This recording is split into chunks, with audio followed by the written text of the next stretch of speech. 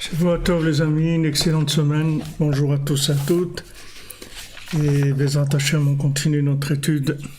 On va voir ce que Rabbeinu nous envoie comme cadeau.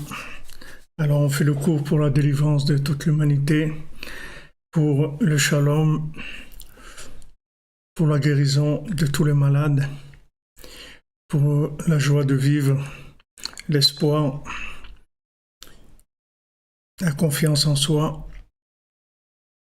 Et Atalit al-Kulana, comme on dit au-dessus de tout, qu'on ait le mérite de se rapprocher du tzaddik, de Rabbi Nachman. Alors, il faut Shlema pour le Rav Besançon, Israël Israq ben Fortuné, David ben Mesoda Cohen, Laura Alia Esther Chava Batraya Daniel, Laurent Sultana Badrachel, Olivier Fénichel, Raphaël ben Kamuna Malka, Daniel ben Émilie Darmon, Ouchama Batester, Sandrine Batjanine, Janine Bateglantine, Marion Myriam Bat Véronique, Zachary Shlomo ben Shira, Dvora Kochava bat Elishiva bat Sheva, Dvora bat Korina Yala, Léana bat Mesoda, Léa bat Hana, Auréilda bat Rivka, Laura bat Jacqueline, Yora bat Lisa Esther, Shaili bat Sarah, Fabien ben Suzanne, Sophie bat Nadine, Sacha ben Sophie, Noah bat Sophie, Yosef ben Esther, Serach Chaya bat Esther, Ruchama bat Esther, Elisha ben Esther, Léa bat Esther, Batsheva bat Esther, Roselyne Shoshana bat Liliane Rachel, Rachamim ben Ruth, Sipora bat Chaya Kamra, Rekia bat Rachma, Rebecca Daniel bat Yvette Esther Rachel, Shirael bat Rachel, Shalom ben Moshe ben Shabbat, Simon Gershon bat Israël, Itamar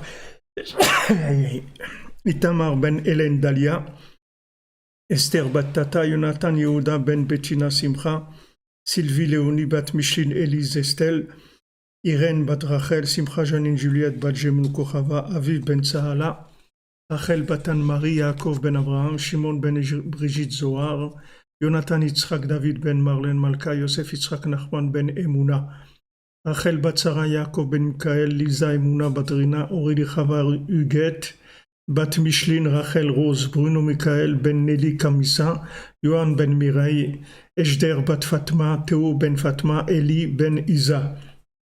Et à la mémoire pour l'élévation de l'âme de Francis ben Carmel, Albert Avraham Habib ben Marie Waknin, Pessar ben Herman, Serar bat Sarah Doré, Myriam Janine bat Rava, Israël Krizoulet, Yvette bat Jenny, David ben Yitzhak, Maurice Bétan ben Shabak Emoun, Aïcha bat Jemoun, Ahmed ben Frej, Israël ben Yosef Moshe Avraham, Shimon ben Siti, Shmuel Tibi, Noah bat Esther Atlan, Shlomo ben Mesoda, Myriam bat Rachel Shish, Jonathan Chaim Chamouch ben Gabriel. Un mouchoir là.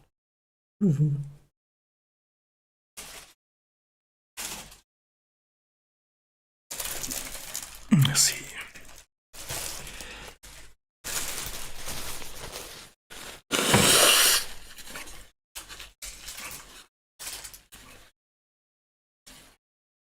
Bezrat Hashem, il va bien falloir qu'il vienne le Mashiach, comme vous dites. Alors, Bezrat Hashem, Foua Shlema, Oria bat Odelia, et Chaya bat Léa Sarah, pour l'élévation de l'âme de Irène bat Rachel. Irène bat Rachel, on va prendre ici. Irène.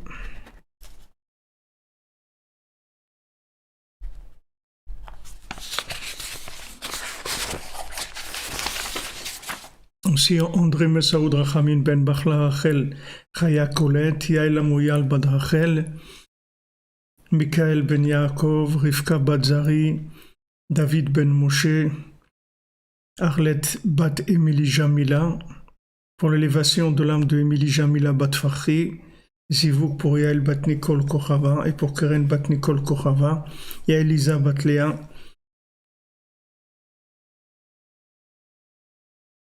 Patrick Yosef ben Liliane Joaja, Refoua Shlema pour Liliane Joaja, bat Émilie Esther, Nachat pour Chantal, Elisiaël bat Liliane Joaja.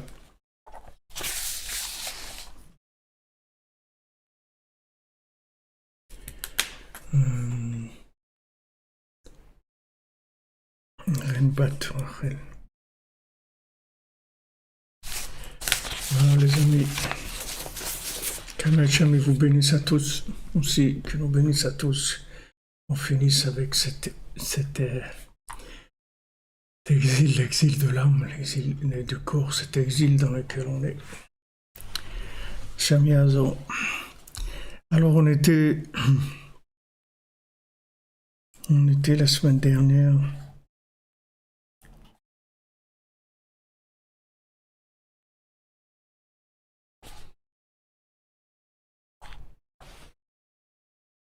Ah oui, la semaine dernière, on avait vu le principe de la contraction, c'est-à-dire de trouver sa place, et par rapport à ça, de chercher à faire grandir sa conscience par rapport d'abord définir sa place et ensuite chercher à faire grandir la conscience. Ça, c'est ce qu'on avait vu la semaine dernière. Alors maintenant, Rabbi Nathan dit כי אי אפשר להתחיל לקנוס בהדעת בקדושה, כי אם כשיש לו צמצום דקדושה שיהיה חזק בהצמצום שלו, c'est-à-dire que maintenant, pour entrer dans la conscience, il faut commencer déjà par être fort dans son tzimtzum, c'est-à-dire bien être bien là où on est, c'est-à-dire être sûr de soi d'abord, de savoir dire non, ça c'est pas pour moi, et ça oui c'est pour moi, d'être clair sur ça d'abord, c'est la première chose. Alors quand on demande comment on connaît sa place, alors déjà comment on la trouve, c'est par la prière, puisque Hachem il s'appelle Makom, et donc quand on endroit, c'est-à-dire place, et quand on s'adresse à Hachem, alors ça a l'effet de GPS, c'est-à-dire ça donne la définition à la personne de sa place. C'est comme ça qu'on trouve sa place. La Gemara elle dit dans Brachot, le Talmud il dit Kol akovea makom letfilato Eloke Avraham be'ozro. Tout celui qui fixe une place pour sa prière, alors Hachem il va l'aider, parce qu'Hachem il s'appelle Makom. Donc quand quelqu'un il se met à sa place, c'est-à-dire il fait sa prière à lui, dans son hitbodedut, il demande ce qu'il a besoin de demander lui, ce qu'il a besoin, ce qu'il ressent comme besoin, comme manque, comme chose à arranger, qu'est-ce qu'il aimerait qu'il y ait dans le monde, qu'est-ce qu'il aimerait dans sa famille, dans son couple, dans ses enfants, dans lui-même. Ce qu'il aime, c'est ça qu'il faudrait. C'est-à-dire c'est ça qu'il doit prier. Et à ce moment-là, il trouve sa place. Une fois qu'il a trouvé sa place, à ce moment-là, il peut commencer à attirer de la lumière, il peut commencer à booster les choses et commencer à développer. Mais d'abord, il faut qu'il trouve sa place, qu'il soit fort là-dedans, qu'il ne sorte pas de la limite parce qu'il a voulu comprendre des choses, que les choses qu'il veut comprendre, ça ne le fait pas sortir de ses limites. Parce que s'il sort de ses limites, automatiquement, il va être dans une situation faussée, c'est-à-dire qu'il va être dans le ribouille ou trop de lumière, ou pas assez, mais en tout cas, il ne va pas être en connexion, puisqu'il est en dehors du champ du champ magnétique, si on veut, par rapport à la divinité. Et fouech les mains pour Liorin Bat Esther.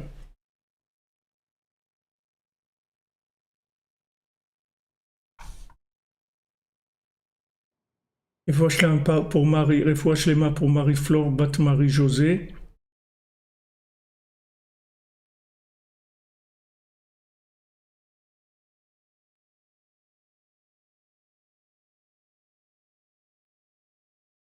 ומי שאינו חזק בזה, אסור לו להגדיל דעתו כלל, רק לסמוך על האמונה לבד. Maintenant, celui qui est pas fort là-dedans, qui connaît pas vraiment sa place ou qui a pas la force de s'affirmer, de dire non quand il faut dire non et tout, alors il faut pas qu'il cherche à comprendre. Et il se base sur la émouna, c'est tout. C'est-à-dire qu'il rentre en si on veut, en pilotage automatique. C'est-à-dire il se met entre les mains d'Hachem et entre les mains du tzaddik, comme on l'a vu jeudi soir, et ceux qui n'étaient pas là jeudi soir et qui n'ont pas pu écouter le cours. Alors c'est ce qui était très important jeudi soir de voir, c'est comment Rabbi Nathan lui-même, il nous dit de prier, de demander à Hachem et de demander au tzaddik aussi. M'excuse, il y a des travaux à l'extérieur, j'espère que vous entendez quand même, que vous avez quand même le son. Voilà, un lieu, un endroit, sa place, de définir ça. Si on n'est pas sûr de notre place, qu'on est paumé un peu, on n'est pas sûr de nous-mêmes. Alors qu'est-ce qu'on fait? On prie, on avance, c'est tout. On cherche pas à comprendre. On cherche pas à comprendre parce que le fait que maintenant on n'a pas défini notre territoire d'évolution, c'est-à-dire notre champ magnétique, on peut pas comprendre ce qui se passe. Donc on va pas commencer à développer des choses alors qu'on ne sait pas si la chose qu'on a, elle est développable et elle est profitable pour nous. On ne sait pas. Alors qu'est-ce qu'on fait? On fait simplement, on fait ce qu'on a à faire, mais on ne cherche pas à creuser au-delà de ce qui se présente à nous, de notre vie simple. Notre vie simple, on travaille, on s'occupe de notre famille, on fait de doutes, on fait khatzot, on vient au man, on fait notre tikkun klali, on fait simple, on étudie la halakha, simple. Et après, que les choses qui viennent des appels qu'il y a, de le faire plus ou d'essayer de comprendre et tout, on met tout ça en stand-by et on prie. Et si ça doit se faire, alors Hachem il va nous aider à le faire. Mais on fait attention de ne pas rentrer de façon logique, de façon binaire dans l'avodat Hachem. Parce que ça, c'est réservé aux gens qui ont vraiment l'esprit fort, c'est-à-dire qui sont sûrs de leurs limites. Ils savent qu'ils ne peuvent pas aller plus loin que ça. Voilà leurs limites. Mais nous, on est paumés complètement parce qu'on connaît les limites. On ne sait même pas ni où on commence, ni où on finit. Alors, qu'est-ce qu'on fait? On se base sur la Emouna. C'est tout. On a de la simcha, de ce qui se passe dans notre vie et on remercie Hachem. Et quand on a besoin de quelque chose, on lui demande. Et quand on a une délivrance, on le remercie. On essaye de faire du bien au maximum. Simplifié. Avala ovde kochavim harshaim monim lachama sheibchinat agdalat hadat levad bli tzimtzum dikdusha. Mais maintenant, ceux qui font de l'idolâtrie, alors qu'est-ce qu'ils font? Ils essayent de faire grandir leur conscience d'Hachem et leur connaissance d'Hachem sans avoir du tout de limite. C'est-à-dire qu'ils rentrent dans de l'approfondissement, soit mystique, soit philosophique, soit intellectuel, mais ils n'ont pas de limite.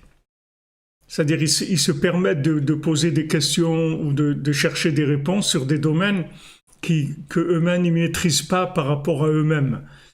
C'est-à-dire que pour faire grandir la chose, il faut que déjà ce qui te concerne, ça soit maîtrisé par toi-même. C'est-à-dire que déjà la chose en toi, elle soit déjà réglée. Mais si la chose en toi n'est pas réglée, elle n'a pas déjà ses proportions, ses limites, tu ne peux pas rentrer dans un approfondissement de cette chose-là. Parce que tu sais pas, t'as pas de repère. C'est ce qui s'est passé avec Rabbi Akiva et les trois autres qui sont rentrés dans le Pardès. Ils sont rentrés en haut, là où ils ont vu le prince de la Torah. Ils ont vu l'ange Matat, ils ont vu cet ange-là. Alors maintenant, il y en a trois qui ont été, un il est mort, l'autre il est devenu fou, et l'autre il a perdu, il a complètement décroché. Il a décroché, c'est Elisha Ben Abouya, il a décroché complètement, c'est-à-dire il est allé dans c'est écrit Kitsetz Banetiot, il a coupé les choses plantées. C'est-à-dire qu'il est allé au-delà de ce qui était le bon sens de l'Avodat Hashem. C'est-à-dire il est sorti complètement vers l'idolâtrie. Et il y a Ben Zoma qui est devenu fou, et Ben Azaï, il est mort. Et qui est-ce qui est rentré Béchalom, qui est sorti Béchalom? C'est Rabbi Akiva. Parce que Rabbi Akiva, c'est pas Rabbi Akiva, c'est pas qu'il comprenait plus que eux. C'est que Rabbi Akiva, il était sûr qu'il comprenait pas. Donc quand il voyait des choses qui étaient des questions, ça le dérangeait pas. Parce que lui aussi, quelle était leur question? Leur question, c'était en fresque, comment cet ange-là l'ange de la Mishnah, comment il a tellement de pouvoir dans les 6 jours de la semaine. C'est ça qui les dérangeait. Il dit, c'est pas possible, ce pouvoir-là, il vient de lui-même. C'est pas possible que Dieu lui ait donné un tel pouvoir. Maintenant, traduit dans notre jargon à nous, qu'est-ce que ça veut dire? Ça veut dire que maintenant, l'ébahissement devant la merveille de la nature, la complexité de la nature, la force de l'homme, la force de la découverte, la possibilité d'aller sur la Lune, la possibilité de faire des scanners, tout ce que l'homme a découvert, les gens, ils n'arrivent pas à croire que tout ça, c'est Dieu. Et que l'homme, en fait, il est juste un véhicule de Dieu. C'est ça la kfira, c'est-à-dire à un autre niveau. Nous, on ne rentre pas dans le pardès, on n'est pas à ce niveau-là. Mais à un autre niveau à nous, ça veut dire que maintenant, l'extase, l'ébahissement devant la merveille de la nature, parce que la nature, c'est une merveille. C'est une merveille quand tu vois tous ces poissons, tous ces oiseaux, tous ces êtres humains tellement différents, des intelligences différentes, des sensations différentes, des émotions. Tout ça, c'est tellement extraordinaire que l'homme, il a du mal à connecter ça à l'infini. D'accord? Alors, qu'est-ce qu'il fait? Il développe dans le binaire, dans la chose finie. C'est ça la définition de la Avodah Zara. Avodah Zara, ça veut dire culte étranger. Qu'est-ce que c'est un culte étranger?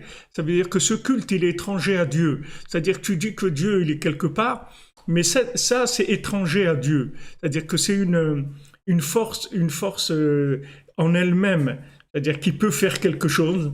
Comme il a dit Avraham Avinu quand il a détruit les idoles de son père. Alors quand son père est venu, il a dit mais qu'est-ce qui a fait ça? Il lui dit et alors Avraham lui a dit non, elles se sont disputées entre elles. Alors le père il a dit mais qu'est-ce que tu me racontes? Ils peuvent pas se disputer, ils peuvent pas bouger, ils peuvent rien faire. Il dit mais alors s'ils peuvent rien faire, pourquoi tu les adores? Pourquoi tu adores ces statues là si elles peuvent rien faire? C'est-à-dire que maintenant la Avodah Zara, en fait, c'est une extrapolation des choses, des éléments au-delà de ce qui sont. C'est-à-dire en disant que ces choses-là, non, elles ont un fonctionnement autonome. Il n'y a aucun fonctionnement autonome dans le monde, ça n'existe pas. Ça n'existe pas. Même tu prends une petite feuille qui tombe d'un arbre, comme nos sages disent, tu prends cette feuille-là, tu la suis, tu l'analyses, tu vas voir que cette feuille-là, elle va tomber à un endroit où elle va faire un petit pont pour une fourmi qui doit passer dans un truc. Il n'y a rien qui est autonome, il n'y a rien qui est indépendant d'Hachem. Tout dépend d'Hachem. Seulement, ce tout-là, c'est une mémoire, c'est une connaissance générale. Si tu veux avoir la preuve de ça, il faut que tu connaisses Hachem dans ta limite à toi, dans ton domaine à toi. Et à ce moment-là, tu verras que tout c'est Hachem. Mais dans tes 2 mètres carrés à toi, c'est-à-dire là où tu vis. C'est pour ça que si maintenant tu peux pas analyser parce que tu sais même pas qui tu es, donc tu sais rien. Qu'est-ce que tu fais? Quand Benoît dit tu te bases sur la Emouna. C'est-à-dire, Rabbeinu, il dit dans la Torah 54, alors maintenant, toutes ces choses-là, elles se font automatiquement. Quand tu vis, tu travailles, tu fais ton commerce, tu mets tes tefilines, ton talit, tu fais ce que tu fais. Et à travers ces choses-là, les messages d'Hachem particuliers vont te venir dans ton activité.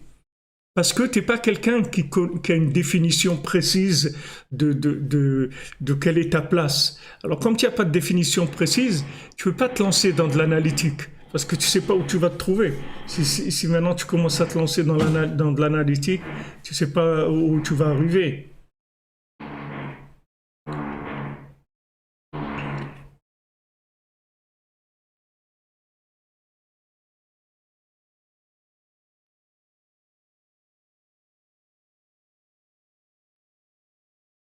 Oui, madame Lise, et vous avez fait un don et vous dites que ça ne marche pas. Oui, on a des petits problèmes avec PayPal et Stripe aussi. Appelez la secrétaire si vous voulez, elle va vous aider pour essayer. C'est en train de se réparer. On espère, ça va revenir au Bezrat Hashem. Alors la Avodah Zara, c'est-à-dire le culte étranger, ça veut dire que tu vas croire dans l'autonomie de quelque chose. Tu dis voilà, je vais aller là-bas, ok, je vais faire des affaires, des trucs, et je connais des gens, tout ça, c'est vrai. Tu vas aller, Bezrat Hashem, tu vas faire des affaires, tu vas réussir, ça va marcher et tout. Mais qui est-ce qui te donne tout ça? C'est Hashem qui te donne tout ça. Hu hanoten lecha koach lasot chayil. C'est lui qui te donne la force de réussir. Chaque chose, la moindre chose, ta valise qui arrive à l'aéroport, c'est Hashem. Parce que des fois, la valise, elle n'arrive pas. Le truc qui tourne là, et il n'y a pas de valise, elle n'est pas arrivée, ta valise. Des fois le téléphone il marche pas, des fois l'adresse où tu vas, elle est pas un truc, des fois il peut y avoir des centaines de choses qui vont changer. Sache que quand ça marche, c'est Hachem qui veut, et quand ça marche pas, c'est Hachem qui veut aussi. C'est comme ça, c'est-à-dire que tu dois tout relier. Sinon, ça s'appelle de l'Avodah Zara, c'est-à-dire culte étranger, c'est-à-dire que tu as rendu cette chose-là étrangère à Hachem. Donc ces 4 qui sont rentrés dans les secrets de la Torah et qui sont montés, qui ont vu cet ange-là, qui est l'ange de la Mishnah, c'est-à-dire on parle de choses qui sont que de la sainteté ici. Il n'y a pas à ce niveau-là, il n'y a pas d'emprise du mal du tout. C'est le prince de la Mishnah. Mais le prince de la Mishnah, il gère les 6 jours de la semaine, c'est-à-dire que lui, il est gérant des 6 jours de la semaine, mais il est connecté, mais ça se voit pas. Si tu veux voir comment il est connecté, il faut que tu sois à ta place.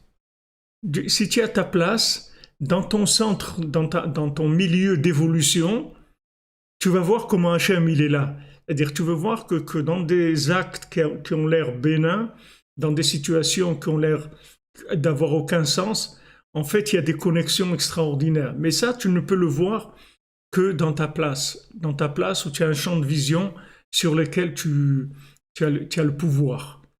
En dehors de ça, tu ne peux pas voir. Donc maintenant, si tu n'arrives pas à te rendre compte de la présence divine dans ton domaine à toi, alors tu te connectes à la mémoire générale et après, tu te bases sur la Emouna. Dans ce que tu vis, dans ce que tu fais, dans toutes tes actions, tu te bases sur la Emouna et les messages ils vont venir automatiquement par rapport à là où tu te trouves. Hachem il va s'adresser à toi.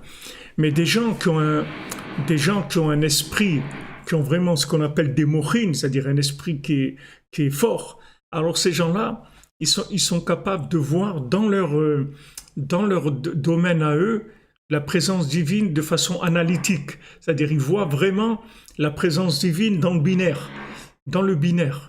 Mais nous, comme le binaire, il est complètement soudoyé, détruit par les intérêts, les plaisirs et le désir et tout ce qu'on veut, alors on n'a que la Emouna, c'est-à-dire on se base sur la Emouna en disant que dans nos actions, dans ce qu'on fait, Hachem il va se manifester. En annonçant clairement Bezrat Hashem avec l'aide de Dieu. À chaque fois on dit avec l'aide de Dieu, Jadallah, avec la force d'Hachem. On dit toujours avec en disant avec l'aide de Dieu on va faire ça avec l'aide de Dieu, que Hachem va aider, etc. On s'habitue à dire ça parce qu'on n'a pas de vision binaire de la présence divine. On n'arrive pas à se rendre compte. Alors Rabbi Nathan il dit, celui qui est pas fort là-dedans, il n'a pas le droit de faire grandir son esprit, et donc les gens qui font de l'idolâtrie, qui essayent de comprendre Hachem sans avoir de tzimtzum, de gdusha, c'est-à-dire sans avoir des limites dans la sainteté, c'est-à-dire ils connaissent pas leurs limites, c'est-à-dire ils connaissent pas leur force, comme on dit, c'est-à-dire ils connaissent pas la force qu'ils ont, c'est-à-dire ils savent pas ni leur force ni leur faiblesse, ils savent pas.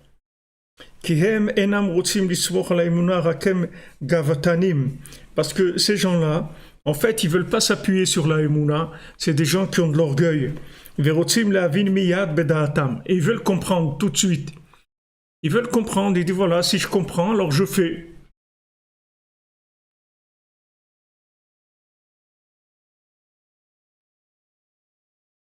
Je fais, si je comprends, je vais faire, etc. Et si je comprends pas, ben, ça veut dire que c'est pas vrai.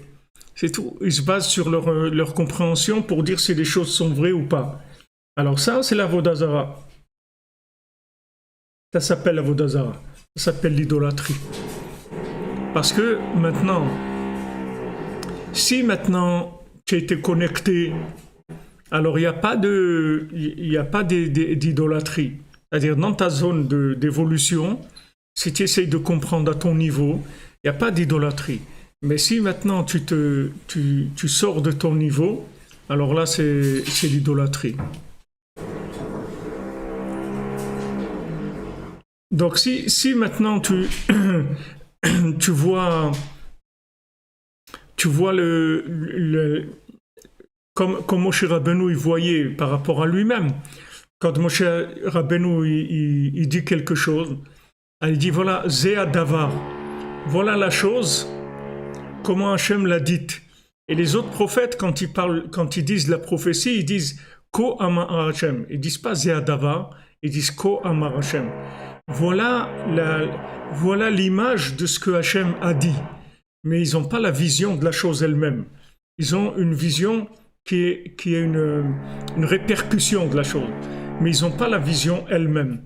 Alors Moshe Rabbeinu, quand il dit quelque chose, c'est Zéa Davar, c'est-à-dire voilà la chose. Alors Rabbi Nachman, quand il dit quelque chose, c'est cette chose-là, c'est tout. Ne casse pas la tête, il n'y aura rien d'autre.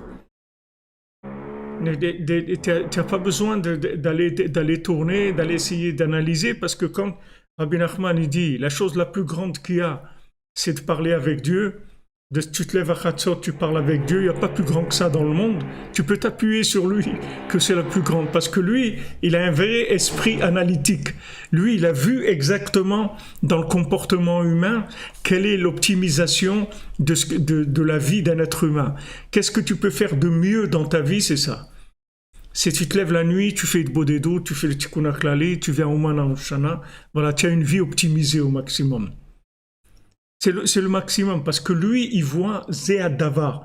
Maintenant, tu peux dire, ouais, mais comment ça marche? Pourquoi il fallait en Ukraine? Tu peux poser plein de questions, autant que tu veux. Ça va rien changer. Que ça, c'est la vision claire et nette de ce que l'homme est venu faire sur Terre. Et ça va pas changer. Ça va pas changer. Ça va être tout le temps comme ça. Ça changera pas. Mashiach, il viendra et juste, il va aider les gens à faire ça, c'est tout.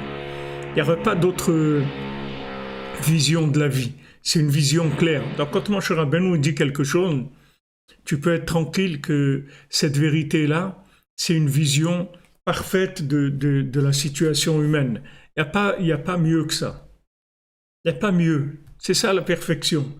Parce que les tzadikim, ils ont une vision qui est précise de la présence divine dans la matière, dans ce monde. Ils savent exactement qu'est-ce qui rapporte le plus, qu'est-ce qui rapporte le moins, qu'est-ce qui ne se rapporte pas du tout. Ils savent exactement. Quand Rabbeinu il a dit, voilà, maintenant, ça ne sert à rien de faire des jeûnes, des jeûnes supplémentaires, à part les 4 jeûnes qui ont été fixés par les Khamim, mais on ne fait pas des jeûnes supplémentaires, et qu'il a dit, ça ne sert à rien de jeûner. Même si tu jeûnes, ça ne sert à rien. Tu peux lui faire confiance. Tu peux lui faire confiance que ça ne sert à rien. Parce que lui, il sait l'évolution, il connaît l'évolution. Comme matériellement, il y a des choses aujourd'hui qu'on ne fait plus parce que ça a évolué. Le monde a évolué, donc il y a des choses qu'on ne fait plus. La même chose spirituellement, il y a des choses qui ne sont plus actuelles dans le service divin. Avant, il y avait un travail sur le corps, de faire souffrir le corps pour pouvoir voir Hachem, d'essayer de casser le corps pour voir Hachem. Aujourd'hui, il y a une nouvelle approche d'Hachem qui est toujours la même, ça n'a pas changé, mais les moyens, ils sont différents. Aujourd'hui, on va connaître Hachem en parlant avec lui, c'est tout. Au lieu de jeûner, tu as qu'à prendre, tu veux jeûner un jour par mois, alors au lieu de jeûner, prends-toi une journée, va faire Hitbo des doutes toute la journée et tu vas voir que ça va te rapporter beaucoup plus que de jeûner. Parce qu'aujourd'hui, on ne travaille plus en brisant les voiles qui empêchent de voir Hachem, mais aujourd'hui, on enlève les voiles par le dévoilement qui se fait avec la communication. Donc, Rabbi Nachman, ça, c'était quelque chose qui était tout le temps comme ça. Avraham Avinu faisait ça, Yitzhak Avinu, Yaakov, tous c'est comme ça qu'ils ont connu Hachem. Ils parlaient avec lui. Maintenant, Rabbi Nachman, il a vu que dans nos générations, jusqu'à la venue du Mashiach, ça serait le travail, l'attitude unique à avoir pour tout le monde. Et ça, c'est pour tout le monde. Il n'y a personne qui peut dire « mais moi, je préfère ça ».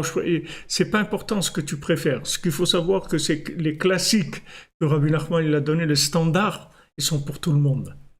Pour tout le monde, juif, pas juif, enfant, adulte, vieux, ça change rien. Homme, femme, ça change rien.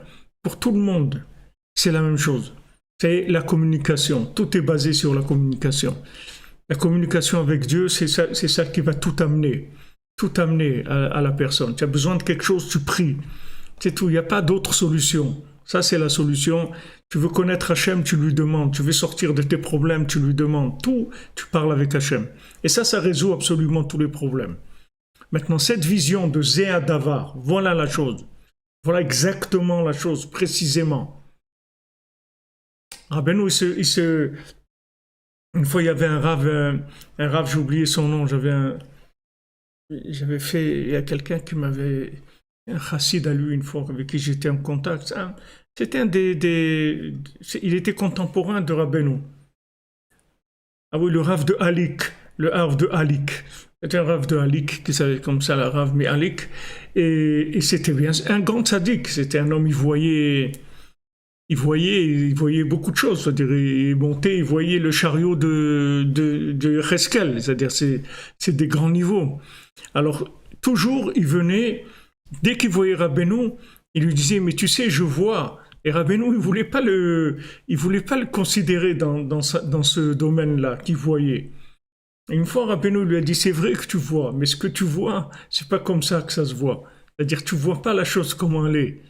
Même à un niveau comme ça, qui voit le chariot de Yecheskel, mais c'est pas ça que tu vois. Tu vois une image de ça ou quelque chose. C'est un grand niveau. Allez-nous à le qu'on voit la fenêtre de la maison, c'est pas le chariot de Yecheskel.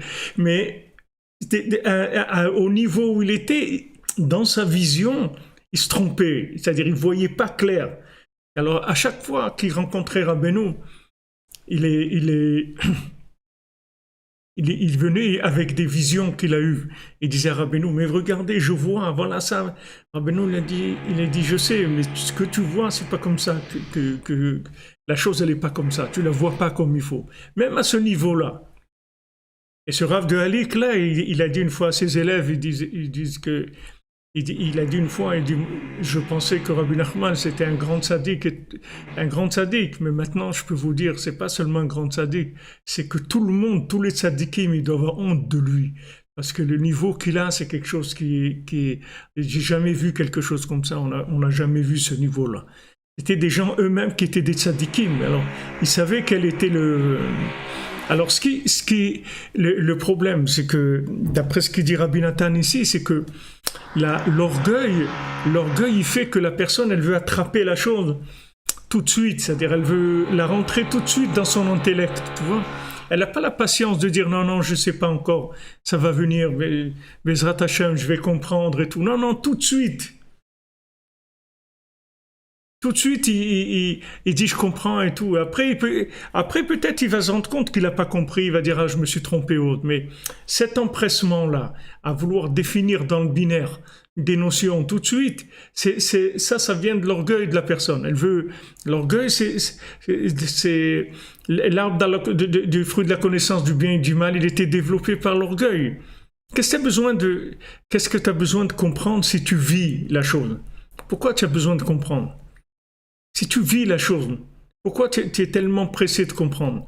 Vis la chose, et après, doucement, tu vas comprendre. Et pourquoi tu veux tout de suite comprendre? Parce que la compréhension, la compréhension du binaire, c'est quelque chose qui alimente l'orgueil. Et si la personne, t'as pas tellement de choix en fait, parce que si tu n'existes pas en connexion, tu n'as qu'un choix, tu n'as qu'une possibilité pour exister, c'est par l'orgueil. Sinon, comment tu vas exister? Ou tu existes par la connexion, ou tu existes par la compréhension. Mais sinon, tu es mort. Tu peux pas vivre. Comment tu vas vivre si ni tu comprends, ni tu vis? Alors qu'est-ce que... Mais la véritable vie, c'est la connexion, c'est pas la vie. C'est pas la compréhension. Alors les gens, ils veulent comprendre tout de suite. Oh ouais, mais comment ça marche, les trucs et tout. Et des fois comme ça, des petits enfants, vous leur donnez un truc, tout de suite ils veulent le démonter, le truc et tout, et en général ils le cassent parce qu'ils savent comment ça marche.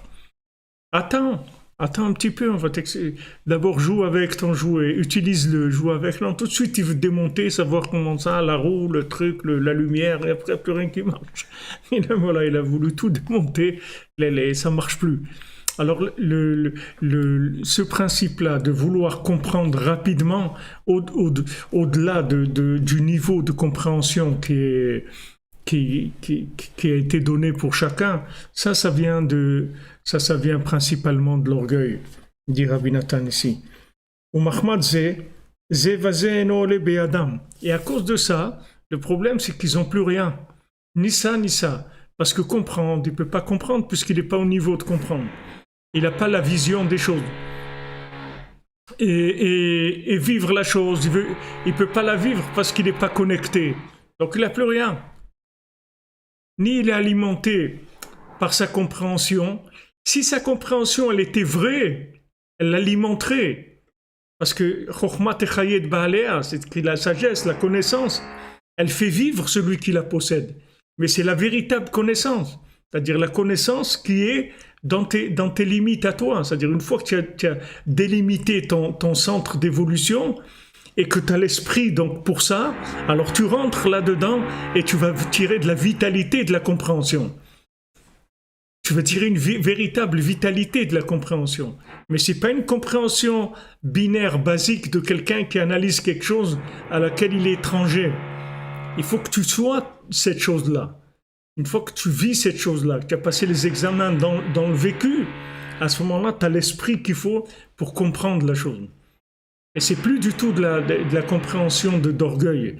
C'est de la compréhension de vie, c'est-à-dire c'est de l'amélioration de la vie de la chose. C'est pas une compréhension extérieure. Alors celui qui veut comprendre avant le moment, donc il a laissé la émouna, la foi pour entrer dans la compréhension, alors en fait il a ni ça ni ça. Il n'a rien parce que la émouna il n'a pas, puisque maintenant il veut aller vers le binaire, vers la compréhension, vers la logique. Et comme il n'est pas au niveau de comprendre, donc il ne va pas comprendre, il ne va pas tirer de vitalité de la compréhension. Et voilà, ça va être une vie d'ennui et de manque de vitalité. C'est ce que le Hachem il a dit à Adam Arishon. Si tu manges de ça, tu vas mourir. Tu manges du fruit de l'arbre de la connaissance du bien et du mal, tu vas mourir. Parce que tu vas avoir l'impression que tu vis, mais en fait tu vis pas. Tu vis pas. Ok, tu brasses des notions intellectuelles, des trucs, tu vas faire des grandes analyses, tu vas écrire des thèses, tu vas faire plein de choses et tout. Mais vivre la chose, tu la vis pas. Tu la vis pas du tout. Donc il n'y a pas de vitalité. Donc tu as ni ça ni ça. En fait, tu restes sans rien. כי באמת בהדעת אנושי בוודאי אין יכולים להשיג ולהבין שום דבר מדרכיו הקדושים יתברך. Parce que c'est sûr que dans la conscience humaine normale, on ne peut pas du tout comprendre le comportement d'Hachem. Comment Hachem il dirige son monde. On ne peut pas comprendre ça avec un esprit humain. On ne peut pas comprendre avec un esprit humain. On ne peut pas comprendre les chemins d'Hachem avec un esprit humain, c'est impossible. C'est impossible. Pour comprendre Hachem, même pas au niveau, à un grand niveau, même à un petit niveau, il faut être déjà complètement débarrassé de l'ego. Comme Moshe Rabbeinu dit, Anachnouma, nous on est quoi? On est une question un point d'interrogation dans notre vie. On n'est rien. On n'a pas d'existence, on n'a aucun ego. Donc quand tu dis, quand Korach vient, il dit ouais mais tu veux être le patron, alors tu comprends pas que moi je veux rien du tout. Tu comprends pas que même si c'est moi le patron, mais c'est pas le patron comme toi, tu comprends que c'est un patron. Parce que toi un patron, c'est l'orgueil. Moi j'existe pas dans ce poste-là. C'est un poste d'Hachem, c'est pas un poste à moi. J'ai aucune présence là-dedans de moi-même. J'ai pas d'ego là-dedans. Donc quand la personne elle arrive à ça, elle peut arriver à la compréhension de la chose, parce qu'elle n'a plus d'ego. Donc elle peut arriver à la compréhension de savoir comment Hachem il fait les choses, pourquoi il a fait ça, etc. Parce qu'elle est débarrassée de l'ego. Mais qui est-ce qui est à ce niveau-là? C'est rien les très grands tzadikim, tzadikim Yesodei Olam. Mais Zeprinat Shvirat Kelim Shaya Mahmad Ribouy Or. Donc ça a été les récipients qui se sont cassés à cause du fait qu'il y ait trop de lumière.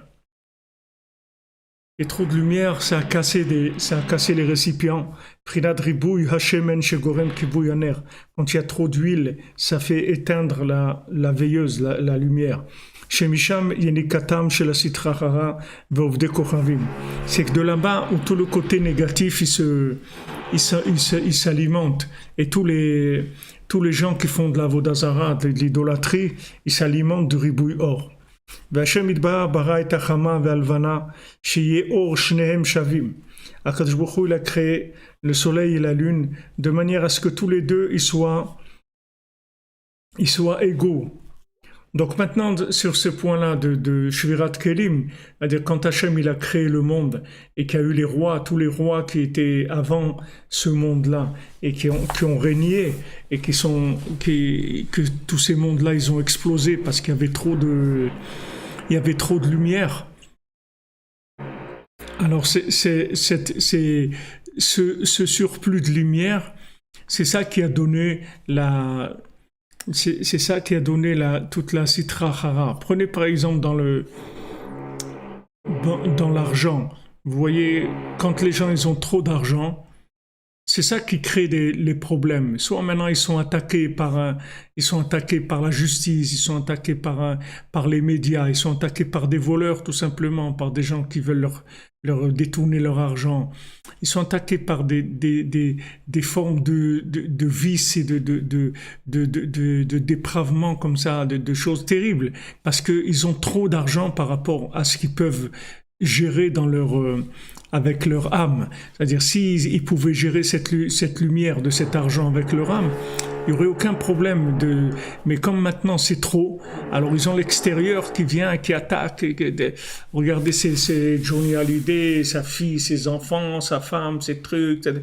Les gens ils se déchirent sans arrêt, tout c'est parce qu'il y a de l'argent, c'est tout. Si maintenant il n'y avait pas d'argent comme ça, si c'était des gens, il n'y avait pas un gros magot comme on dit, beaucoup d'argent, les gens, bon ok, ça y est, c'est passé, il y a eu un artiste, il est passé, ça y est, on continue. Mais le fait que maintenant il y a beaucoup d'argent, ça entraîne des veilles de choses négatives. Alors la création du monde, c'est le même principe. C'est-à-dire Hachem, il envoyait de la lumière dans la matière pour que la matière soit animée de divinité, mais c'était toujours trop. C'est-à-dire toute la lumière qu'Hachem qu'il envoyait, ça faisait exploser les kelim. Et le fait que les récipients aient explosé, ça a créé des forces étrangères qui ont pris cette lumière-là. Puisque cette lumière, elle n'a pas été dans des récipients, donc il y a des étrangers qui ont pris cette lumière, c'est-à-dire des forces négatives qui se sont emparées de cette lumière et qui ont créé toutes sortes de mondes négatifs. Alors il y a des âmes qui viennent de là, c'est-à-dire aujourd'hui il y a beaucoup d'âmes qui viennent de ce moment-là, et ces âmes-là, elles souffrent beaucoup parce que elles sont ambivalentes, c'est-à-dire elles ont un côté chez eux qui est très pur et très proche d'Hachem, et ils ont un côté chez eux qui est une catastrophe, c'est-à-dire qui est complètement avalé par le côté négatif, et ils vivent avec cette contradiction permanente qui est très très difficile à gérer, très très difficile à gérer.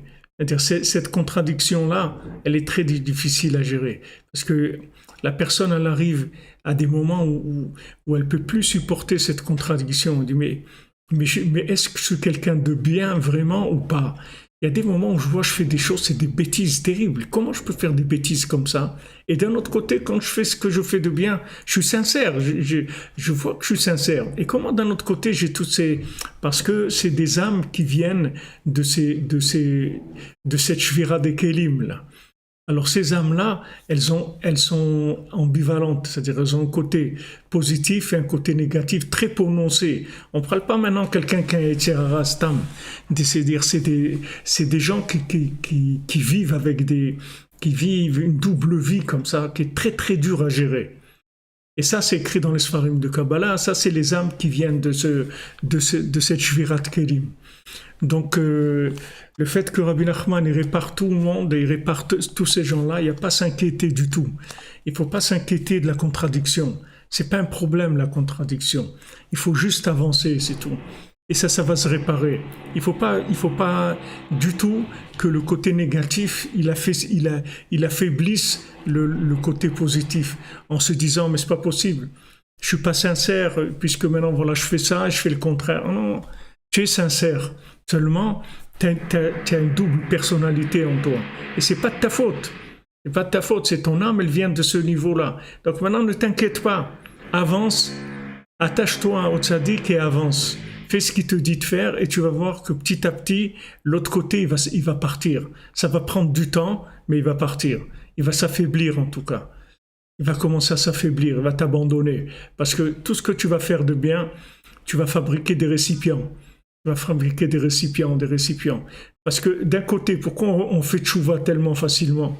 Pourquoi on se convertit tellement facilement? On est attiré, on a envie. C'est parce qu'on n'a pas de kelim. Parce que si tu avais des récipients dans l'autre côté, tu ne vas jamais faire tchouva. Pourquoi tu vas te convertir? Si tu es bien, si tu es le directeur du club de pétanque de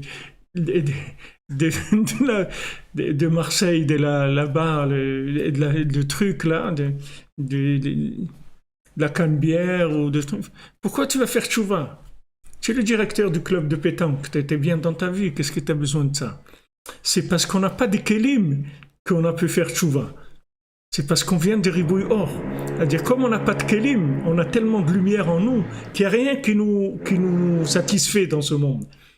Donc, il y a un côté avantageux extraordinaire parce que le mensonge, il n'arrive pas à nous attraper.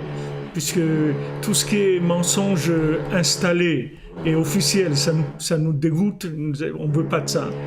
Ça, c'est l'avantage. Mais le côté inconvénient, c'est qu'on n'a pas de récipient.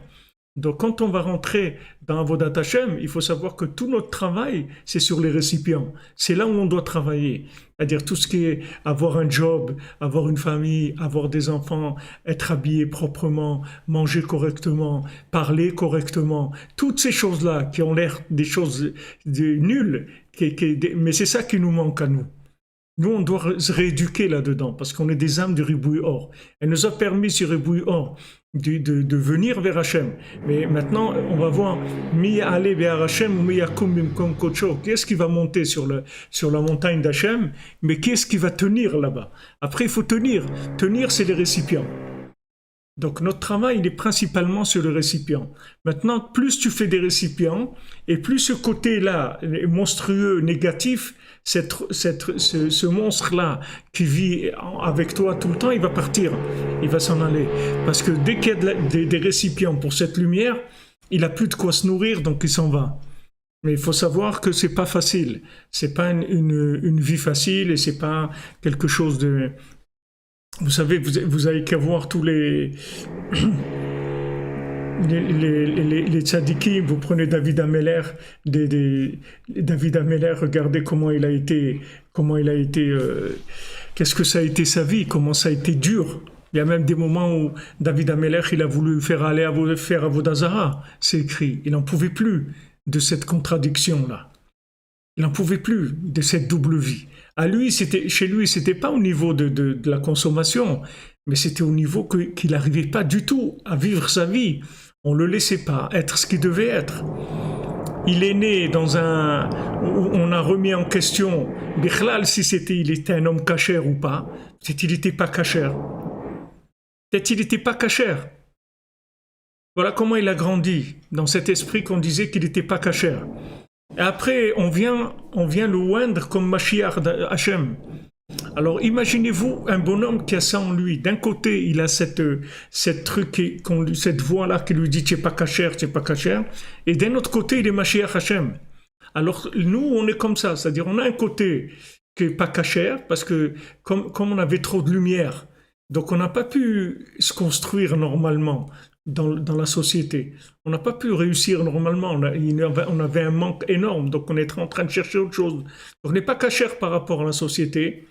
On n'est pas cachère par rapport non plus au Ham Israël dans son fonctionnement basique parce qu'on n'arrive pas à accrocher. On a besoin de beaucoup de lumière, beaucoup de choses qui nous inspirent. Et d'un autre côté, on a en nous quelque chose de messianique, de très fort. Alors ces deux côtés-là, ces deux personnages-là, c'est très dur de les vivre quand ils se rencontrent. Il y a des moments où il y en a un qui prend le dessus sur l'autre, bon ça va. S'il y en a un qui tient le volant, ça va. Mais il y a des fois où les deux ils veulent prendre le volant en même temps, c'est très difficile. Alors si vous prenez tous les gens, vous voyez, tous les tzadikim qui sont passés par des révélations, vous prenez Yosef, c'est la même chose. Yosef, c'est le même principe. Pourquoi il peut pas grandir normalement, être prendre sa place. Yosef Hatzadik, Yosef c'est lui le mashbir, c'est lui qui donne à manger à toute l'humanité, c'est lui le tzadik de la génération. Il a tout, c'est clair. Ça c'est son message intérieur. Alors il vient à l'âge de 17 ans, comme ça, il raconte à ses frères, ses rêves, ses trucs et tout. Il entraîne la haine, les trucs, le mauvais œil qui se réveille sur lui de façon terrible. On veut le tuer, on le vend, il arrive là-bas chez Potiphar aussi, on se moque de lui, on ment, on essaye de le faire tomber, etc. Et lui, comment il s'en sort? Il est joyeux tout le temps, il est joyeux. Parce que il est sûr de la présence messianique qui est en lui, il n'a aucun doute sur ça. Donc tout ça, il sait que c'est des épreuves et que ça va se terminer. Que ces épreuves-là vont se terminer et ce qu'il y a de bien en lui, ça va sortir au grand jour. Il sait que ça va finir. Seulement, il faut avoir une force parce qu'il y a des fois où ce côté négatif, il prend le dessus et il affaiblit la personne. Il dit, ouais, mais à quoi ça sert? Regarde à côté, regarde la considération qu'on a pour toi, regarde comment on te voit. Regarde comment on te voit. Donc, qu'est-ce que tu crois? À quoi tu crois que tu vas arriver? Regarde comment tu es considéré, tu n'es rien, etc. Il y a le mauvais œil qui vient et qui essaye d'éteindre l'enthousiasme de développer le bien. Et sachez que tous les tzadikim, ils sont passés par là. Tous les tzadikim, sans exception, ils sont passés par ces moments extrêmement difficiles où il y a une attaque comme ça de l'extérieur qui veut éteindre le côté messianique. Il veut éteindre le côté messianique. Alors toutes ces âmes-là, ce sont des âmes qui sont très élevées, mais ce sont des âmes qui sont aussi énormément attaquées par l'autre côté. C'est pas un Yetzirah simple. C'est pas un Yetzirah de manger du chocolat ou des choses comme ça. C'est des Yetzirah qui sont des forces très très grandes parce que la lumière est grande. Donc ce Yetzirah, il veut essayer d'éteindre cette lumière. Donc il faut avoir beaucoup de joie et regarder vraiment que le côté positif qu'il y a chez nous et le développer au maximum en y croyant et en s'attachant que à ça. Et l'autre côté, il faut l'ignorer complètement. Il faut l'ignorer, il ne faut pas le regarder du tout. Il faut l'ignorer complètement. Il n'existe pas. Même si c'est un côté monstrueux, il n'existe pas. Et tout. Il n'existe pas. C'est un truc qui vient de là où il vient, c'est pas moi. Moi, c'est le côté positif qui est en moi. Et si je fais ça, petit à petit, l'autre, il va s'en aller. Il va me laisser. Donc ça, c'est ce qu'il dit ici, que quand il y a eu la Shvirat Kelim, à cause du Ribouille Or, c'est ce Ribouille Or-là qui a entraîné la Sitra Achara et les Ovdei Avodah Zara. C'est-à-dire que tout le besoin d'idolâtrie, elle vient de ce côté-là. C'est-à-dire tout le besoin de l'idolâtrie, elle vient du fait qu'il y a eu trop de lumière. Donc maintenant, ça c'est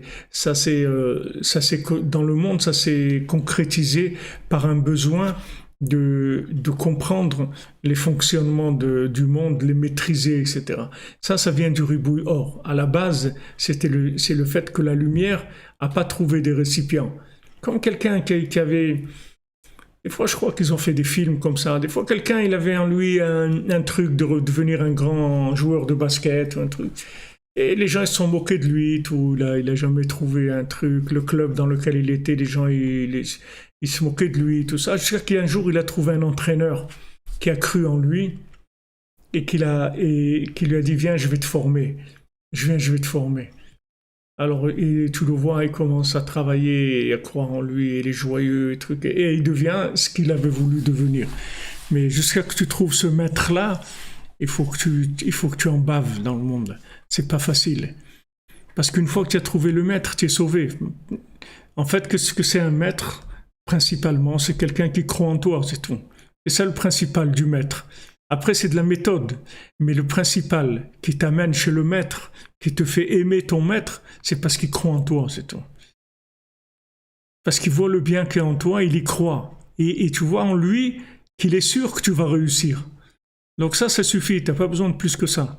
Avec ça, tu es sorti de l'autre côté, là, qui vient t'embêter avec des contradictions, des trucs, en te disant « Ouais, tu as toujours été nul, etc. » Voilà, comme vous dites, allez vers l'homme qui vous rappellera l'au-delà, exactement.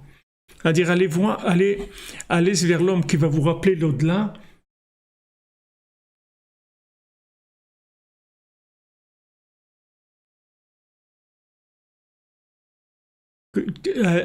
Qui va te rappeler l'au-delà, mais qui va te rappeler ta grandeur. C'est-à-dire, son regard sur toi, tu vas voir quelqu'un qui voit ta grandeur. Qui voit la grandeur qu'il y a en toi, ça va te concrétiser tes rêves. C'est-à-dire tout ce qu'il y avait en toi qui étaient des rêves un peu comme ça, tu savais pas trop. Parce que imagine Yosef qu'il est entouré de ses frères, tous des tzadikim qui se moquent de lui tout le temps. Tout le temps, il se moque de lui. Il dit, ah, voilà le rêveur, voilà celui qui rêve. Toujours, il croit qu'il y a des trucs. Mais il rêve, en fait. C'est un rêveur. C'est Yosef. Il raconte des histoires, il rêve. Comment maintenant, quelqu'un qui est entouré de gens comme ça, il va percer quand même? Comment il va percer quand même? Comment il va faire que le bien qui est en lui, il arrive à percer? Il faut de la émouna, il faut de la foi, il faut avoir confiance. Vraiment. Et qui c'est le maître qui a cru en lui? C'est Paro. Le maître qui a cru en lui. Le maître qui a cru dans Yosef, c'est Paro. C'est lui qui l'a révélé au monde. Regardez comment c'est à l'envers. Voilà celui qui lui a donné la force d'être Yosef, c'est Paro. Il lui a dit, mais toi, il n'y a pas un homme aussi intelligent que toi sur terre. Il n'y a pas une sagesse comme la tienne. Il n'y a pas une bina comme la tienne. T'es le patron du monde, toi. T'es un bonhomme. C'est Paro qui lui dit ça. Voilà où il a été pour être reconnu.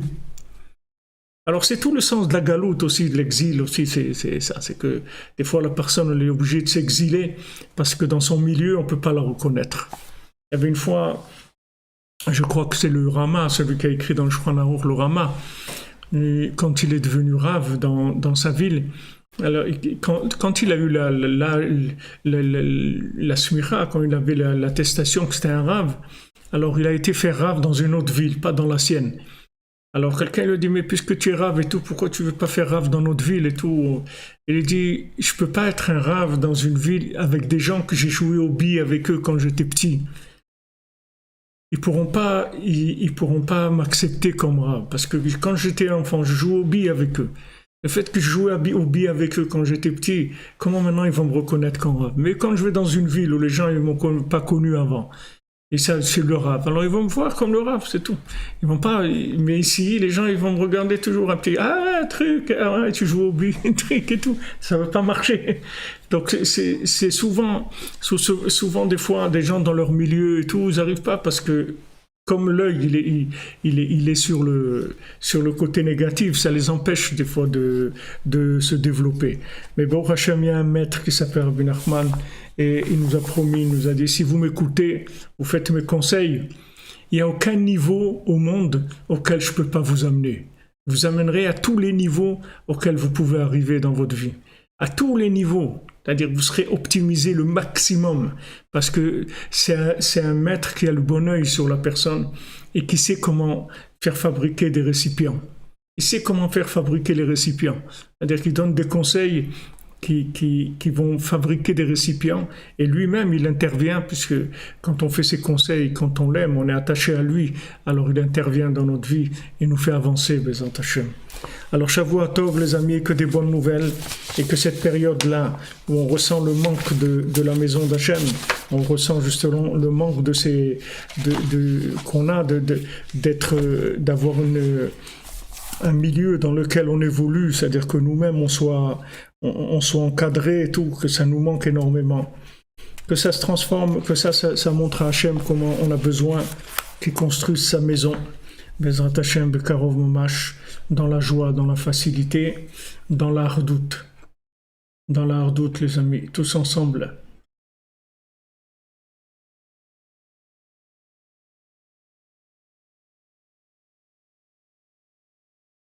Voilà les amis. Merci à vous, merci d'être là, merci de votre soutien. Et comme on dit des gens qu'il y a des petits problèmes pour faire des dons sur PayPal et Stripe, ça va s'arranger. Sinon, vous pouvez appeler la secrétaire et envoyer un petit mot, et même dans Facebook ou par mail. contact@breslev.fr. Vous pouvez envoyer et elle va vous aider, Bezat Hashem. Merci beaucoup de quoi tu te mêles. Merci pour vos bénédictions à tous. Qu'Hachem il vous donne, Bezat Hashem, la réussite à tous, à toutes, la réussite du rêve, de tout ce qu'il y a de bien en vous. Betzlacha.